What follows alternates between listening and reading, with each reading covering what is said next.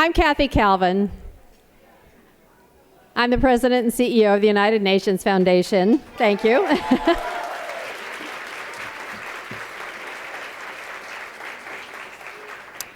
So on behalf of the UN Foundation and Ted Turner, the UN Information Center, and the Women's Foreign Policy Group, welcome to our annual celebration of International Women's Day and the contributions and achievements of girls and women everywhere.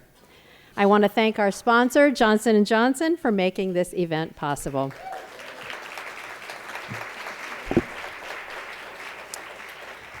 So this is a holiday that we don't always think of as a holiday, but it's becoming famous. Amy Weiss said her dentist had a yellow sweater on today and was celebrating International Women's Day. It's getting out there, but it's over 100 years old.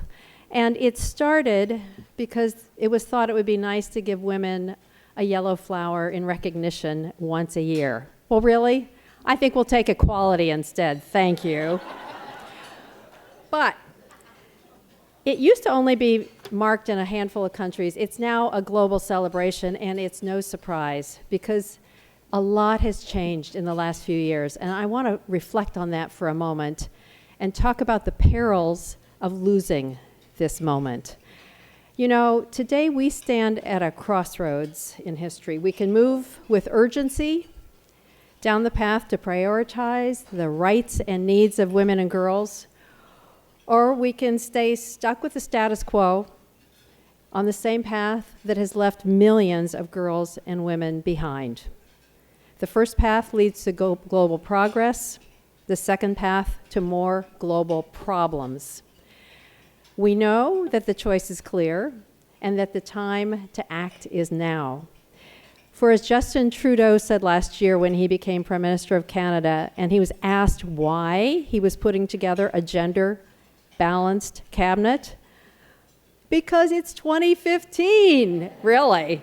And I couldn't have said it better.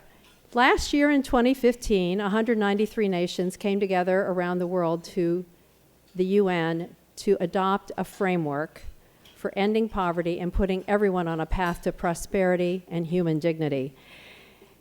In those sustainable development goals was a firm embrace of gender equality, universal access to family planning, and an end to discrimination and violence against women. Finally. So now, with the adoption of those global goals, we have an opportunity and also an obligation to put girls and women at the heart of all of our work. Simply put, whether she can realize her goals will determine our future. A generation of healthy, educated, safe, and empowered girls and women can transform humanity.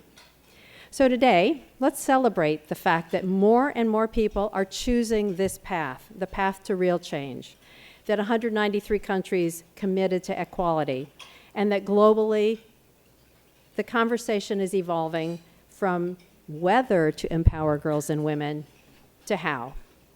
So the time is right to stand together, to solidify the gains we've made, and to push for more progress in schools and in our homes, and in boardrooms and in legislatures.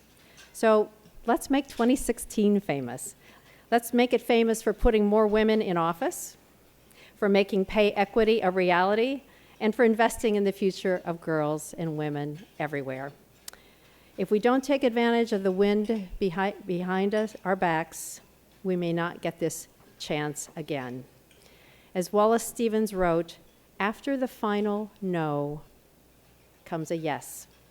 And on that yes, the future world depends. We got our yes, now let's take it to the bank.